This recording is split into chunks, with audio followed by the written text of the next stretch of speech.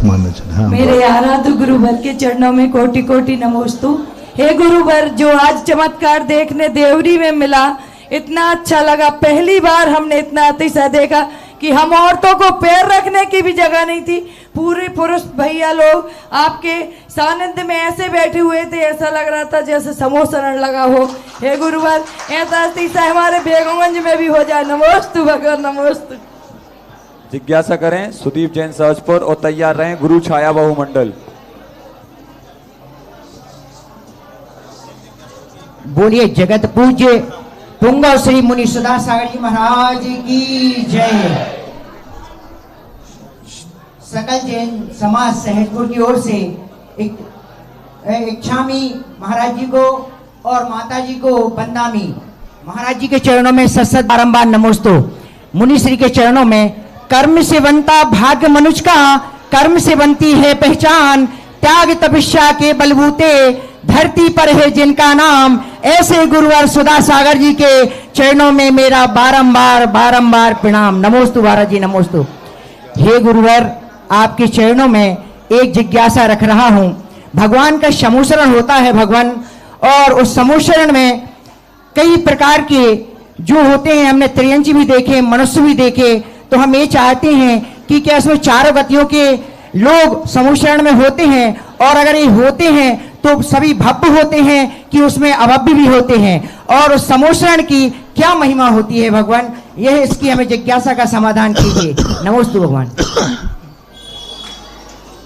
चारों गतियों के जीव समूषण में नहीं होते, मात्र 3 गति के जीव होते हैं, नार की नहीं होते। दूसरी बात है, समूषण में जहाँ भगवान का उपदेश होता है, श्री मंडप में भव्य ही होते हैं, अभव्य नहीं होते।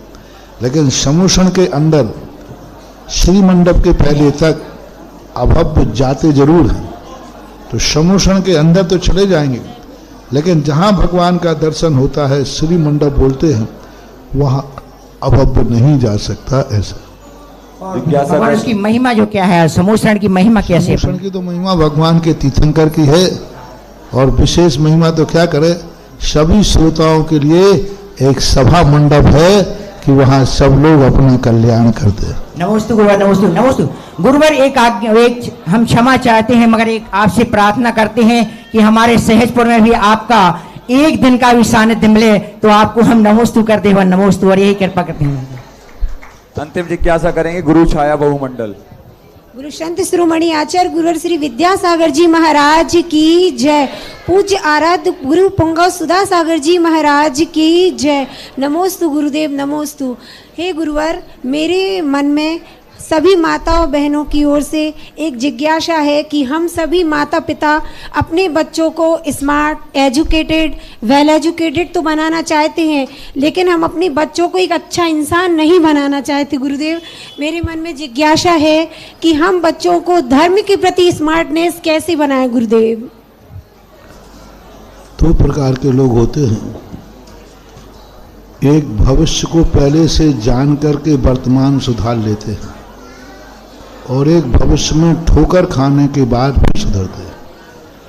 आज बच्चों को स्मार्ट बनाने वाले, संस्कार विहीन शिक्षा देने वाले, उस समय इनको याद आएगा जब इनके बच्चे इनके सामने ही गलत मार्ग पर जाएंगे और इनको ठुकरा देंगे। उस समय इनको याद आएगा कि हमें स्मार्ट बनाने के पहले संस्कार भी देना चाहिए।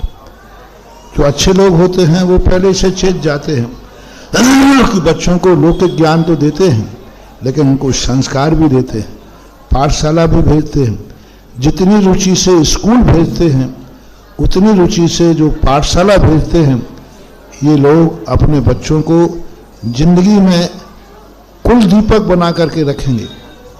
और जो नहीं सोचते हैं वो ठोकर खा के चेतेंगे।